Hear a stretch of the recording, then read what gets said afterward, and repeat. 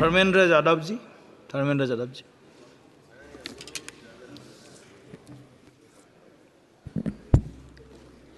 धन्यवाद सभापति महोदय। 18वीं लोकसभा के निर्वाचन के बाद और इस नए संसद भवन के बनने के बाद आज मैं पहली बार बोलने के लिए खड़ा हुआ हूं। आपने मुझे मौका दिया, उसके लिए बहुत बहुत धन्यवाद देता हूं। सभापति जी, सबसे पहले श्रद्धेय नेताजी को मैं नमन करना चाहता हूं, जिन्होंने अपने संघर्ष, अपनी हिम्मत, साहस और अपने पूरे जीवन की तपस्या समाज के उत्थान के लिए, देश और उत्तर प्रदेश की तरक्की के लिए और समाज के हर व्यक्ति की तरक्की और खुशहाली के लिए उन्होंने जो अपना पूरा जीवन समर्पित किया है, सबसे पहले मैं आपके माध्यम से उनको नमन करना चाहता हूँ। माननीय सभापति महोदय, श्रद्धेय नेताजी ने हम लोगों को अपने समाजवादी विरासत में इंसाफ और इंसानियत, न्याय और हक की लड़ाई करना सिखाया है। उस लड़ाई को हम लोग बखूबी अपने नेता आदरणीय अखिलेश यादव जी के नेतृत्व में शानदार तरीके से उस विरासत को न केवल लड़ रहे हैं, बल्कि नेताजी के हर सपने को पूरा करने तक हम लोग चुप बैठने वाले नहीं हैं। सभापति महोदय, बजट एक व्यापक विषय है और जब इस विषय के बारे में सोचते हैं तो समझ में नहीं आ रहा कि कहाँ से शुरू करें, क्योंकि देश में आज कोई वर्ग नहीं बचा है। कुछ चुनिंदा उद्योगपतियों के बारे में बात नहीं करूंगा, लेकिन देश के 140 करोड़ लोगों में से कम 95% लोग ऐसे हैं जो आज पूरी तरह से बर्बाद हैं। एनडीए की ये सरकार 11वां बजट पेश कर रही है, लेकिन इस 11वें बजट के बावजूद अगर मैं देखता हूं तो समाज की जो गरीबों के लिए सबसे ज़्यादा ज़रूरी चीज़ें हैं, स्वास्थ्य का है तो स्वास्थ्य 2023 और 24 में बजट घटा दिया है। किसानों का बजट जहां यूपीए के सरकार के समय 2014 तक 5.5 था, वहीं 24 आते आते ये 3.15 रह गया है। शिक्षा का बजट जहां 2013 में 4.77 था, आज 23-24 आते आते ये 2.5% रह गया है। इसी तरह से जितनी भी ज़रूरी चीज़ें हैं, सभापति महोदय, मुझे कहने में कोई संकोच नहीं, ये जो बीजेपी की एनडीए की सरकार है, ये सरकार पूरी तरह से गरीब विरोधी, किसान विरोधी, नौजवान विरोधी, बुनकर विरोधी, छात्र विरोधी, दलित विरोधी, पिछड़ा विरोधी, मजदूर विरोधी, जितनी भी अगर उपाधियां दी जाएंगी सभापति महोदय वो कम हैं। और मैं कोई राजनीतिक भाषण नहीं दे रहा हूं, मैं उदाहरण सहित आपको जब नंबर आए तो बोल देना, और हमें पता है आपका नंबर भी नहीं आएगा आपकी पार्टी में, ये भी पता है हमें।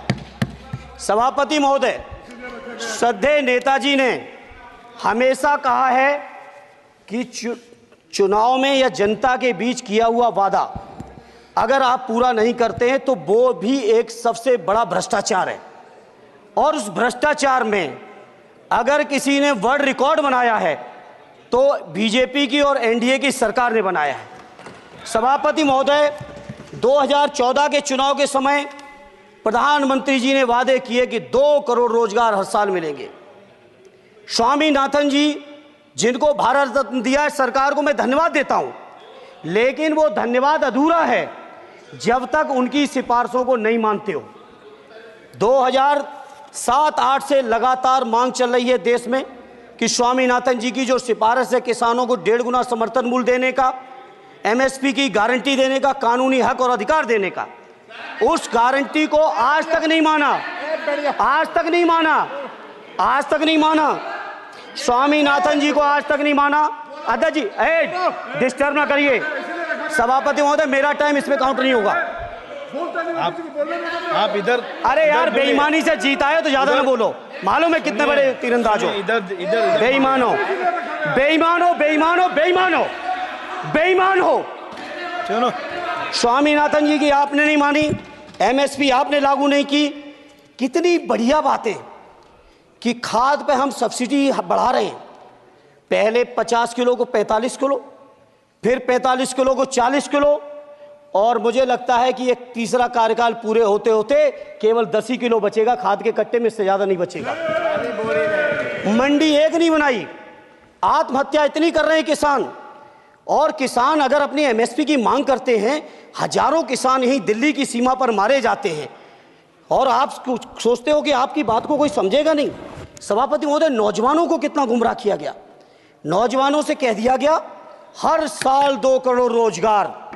मैं आज सवाल पूछता हूं अपने नौजवानों की ओर से, बताएं भारतीय जनता पार्टी के लोग, सरकार में बैठे लोग, 10 साल आपने राज कर लिया है, आखिर 20 करोड़ नौजवानों को रोजगार कहां है? अरे छोड़िए यार, अबे कोई नोटिस नहीं लेता तुम्हें, छोड़ो कोई नोटिस नहीं लेगा तुम्हें। 20 करोड़ नौजवान के रोजगार का हिसाब कहां है? आज 11वें बजट में जब याद आई तो वो भी ट्रेनिंग की बात करते हो। मैं कहना चाहता हूं IIM, IIT के नौजवानों को रोजगार नहीं दे पा रहे हो। आप सोच रहे हो इंटर्नशिप के इस छोटे से सुगूफे से नौजवान खुश होंगे? देश के नौजवान खुश होने वाले नहीं है। सभापति महोदय, शिक्षा के मसले पर लगातार बजट घटाया जा रहा है, लगातार सरकारी शिक्षा कम की जा रही है, और ये बीजेपी की सरकार की लगातार प्रयास है कि नौजवान शिक्षित होंगे तो सवाल पूछेंगे। देश की JNU से लेके BHU से लेके MU से लेके जितने बड़े संस्थान हैं, सारे संस्थानों को बर्बाद कर दिया है। एक भी दलित, एक भी पिछड़े, कहीं आपका वाइस चांसलर नहीं है। लगातार जितने भी आपके professor, associate professor, assistant professor की नियुक्तियों में RSS का जब तक कोई फंडामेंटल कोर्स नहीं करेगा, बेसिक कोर्स, तब तक उसकी नियुक्ति नहीं होगी। आप क्या सोच रहे हो देश नहीं देख रहा है नौजवान? UGC का बजट लगातार कम किया जा रहा है। मेरा खुला आरोप है इस सरकार पर कि ये सरकार शिक्षा को प्राइवेट करके, शिक्षा को मुट्ठी भर उद्योगपतियों के हाथों में देके, शिक्षा को चुनिंदा लोगों के हाथ में देके, देश के 140 करोड़, जिसमें मैं समझता हूं 90% लोग गरीब हैं, उन गरीबों के हाथों से शिक्षा को छीनने का ये जो आपकी सरकार षड्यंत्र कर रही है, इसके लिए हम लोग इस मौके पे विरोध करते हैं।